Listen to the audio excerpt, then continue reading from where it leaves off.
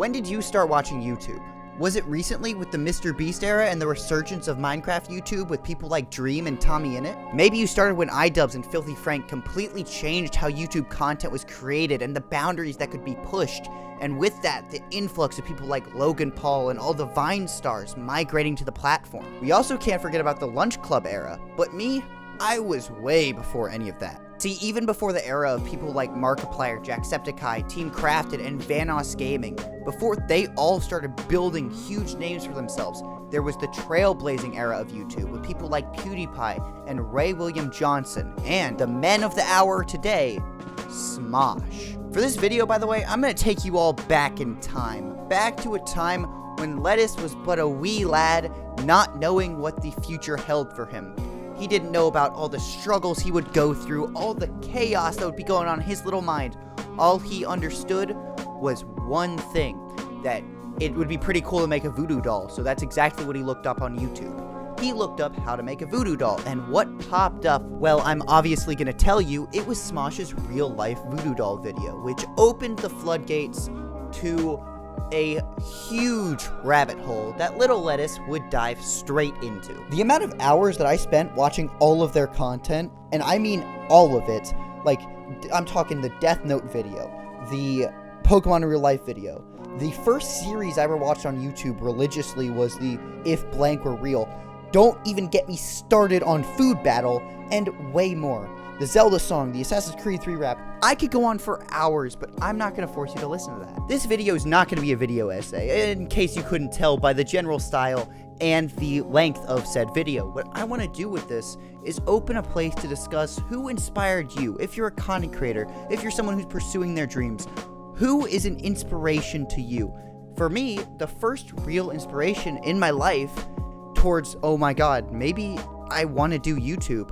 I never had the confidence until now, but this is a pipe dream. I would love to be able to do that one day, was Smosh. Watching Ian and Anthony creating videos in a house by themselves with the occasional guest, who at the time I didn't realize was someone they probably hired, was insane to me. As I said earlier in the video, Smosh started creating videos out of pure enjoyment.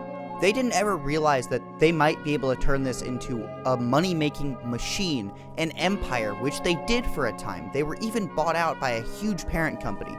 And I'm not going to go into that in this video because I more want to talk about why Ian and Anthony teaming up again is amazing for the platform and beautiful for someone like me who looked up to them so much to see. I instead want to talk about their clear passion for video making and how they really did set the meta for the entire platform until even now. Smosh was doing everything just so well. I'm talking beautiful, eye-catching thumbnails, wonderful titles, which are, by the way, the hardest part of YouTube. They had the highest production value in the game that I can remember, by the way. Huge production value.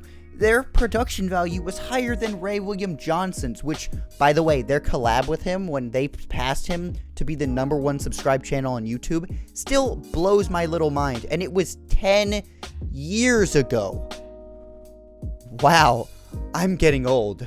Smosh for me sparked this childhood obsession with YouTube, and as you guys can see very well, it's persisted to this day. I'll never forget, there was a day I was coming home from school. It was an early release day, and I had a Jacksepticeye video playing on my phone as I walked home, because obviously, I'm a kid who wants to get hit by a car. I'll never forget that day, because I wanted to push this kid into the street so bad. I said, oh, I'm watching Jacksepticeye. He's my favorite YouTuber right now. Who's your favorite YouTuber? And they looked me dead in the eyes, and they said, I don't watch YouTube. Who watches that? Like, I'd rather watch, like, they said something like cartoons or TV, but I was just sitting there like, wow, you don't want to watch someone pursuing their dream?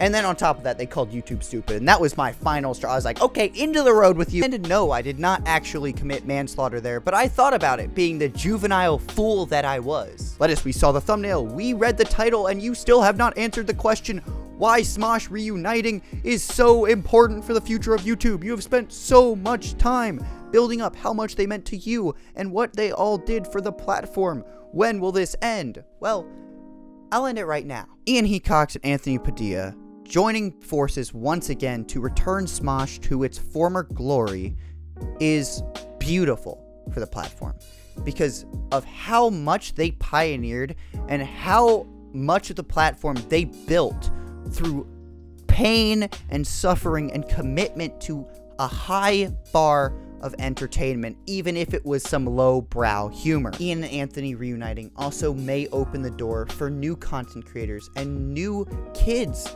watching the platform to maybe stop watching all the high-octane, this is my new Mr. Beast clone, because I love and respect Mr. Beast.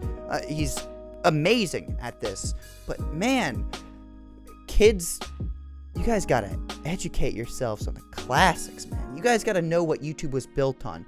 My friend who wants to be a YouTuber had never heard of Ray William Johnson. That blew my mind!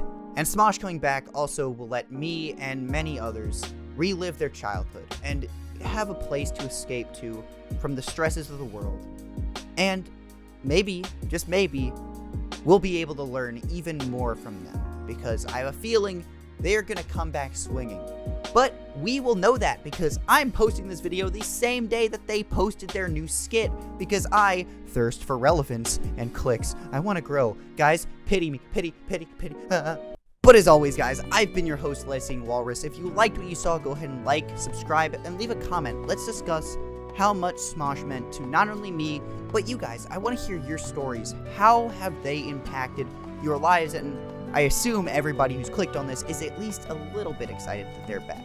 But overall, thank you guys for giving me a space to talk about something that means so much to me. And bye!